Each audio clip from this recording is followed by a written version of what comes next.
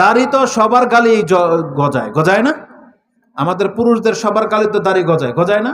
তো সবারটা থাকে না কেন? থাকে না কেন? তৌফিকের ব্যাপার আছে এখানে। তাহলে আল্লাহ যাকে রাখার তৌফিক দিয়েছে তারটাই থেকে যায়। নাহলে উর্বর তো সবার জমির মধ্যে আছে। আপনার ফসল ঝরে যায় কেন? আমাদেরটা তো ঝরে না। নাকি আমরা সার দেই? না, সার দেই না। যেটা ঝরে যাওয়ার ঝরে যায়, কিন্তু আপনার তৌফিক হচ্ছে না সেই জন্য। তো আল্লাহ সুবহানাহু ওয়া তাআলা প্রত্যেকটা ইবাদতকে তার নেয়ামত বলেছেন। আপনি জানেন, যদি এইটা নিয়ে কথা বলি, এটা নিয়েই কয়েক ঘন্টা পার হয়ে যাবে। কোরআনে আল্লাহ সুবহানাহু ওয়া তাআলা সূরা মায়দা ৫ নম্বর সূরার ৩ নম্বর আয়াতে কি বলেছেন? আল ইয়াউমা আকমালতু লাকুম দীনাকুম। তারপরে ওয়া আতমামতু আলাইকুম নি'মাহ। আল্লাহ বলেছেন আমি দ্বীনকে কমপ্লিট করেছি, মানে ইসলাম।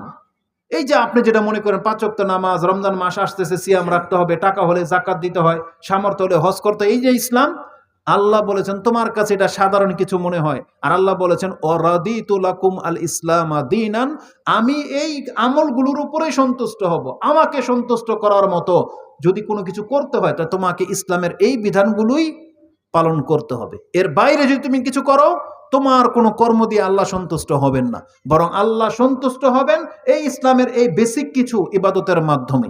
আর আল্লাহ এগুলোকে কি বলেছেন? ও আতমামতু আলাইকুম নি'মাতি, আমি তোমাকে আমার পূর্ণ নেয়ামতটাকে পুরো করে দিলাম। অথচ আল্লাহ দাড়িকে বলেছেন নেয়ামত, পর্দা করাকে নেয়ামত, টুপি পরাকে নেয়ামত বলেছেন, রাস্তা থেকে একটা কষ্টদায়ক বস্তুকে তুলে ফেলে দেওয়াকে আল্লাহ নেয়ামত বলেছেন। কোথায় পাবেন এই নেয়ামত? মরার পরে শুরু হয়ে যাবে। যখন জান্নাতে যাবেন, প্রত্যেকটা ইবাদতের বিনিময়ে আপনার জন্য সেখানে সমস্ত নেয়ামত রিজার্ভ করে রাখা হয়েছে।